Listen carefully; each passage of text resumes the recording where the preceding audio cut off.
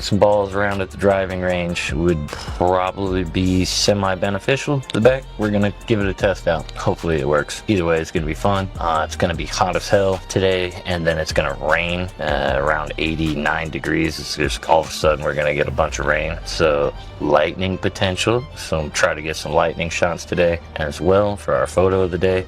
And if I do, I'll get some put in this. The place opens in about 15 minutes. We're gonna get everything packed up, ready to go. Yeah, I think I'm gonna use this camera to get the ball shot, kind of a wide angle, and then use the 360 cam to do most of the talking head stuff. But you'll know when you watch this on how I choose to do it and go about it. Gonna go to the par 3 in Spokane, Washington, and it's going to be my first time going to the driving range over here. First time going in a long time. I think I've been twice in my life to a driving range.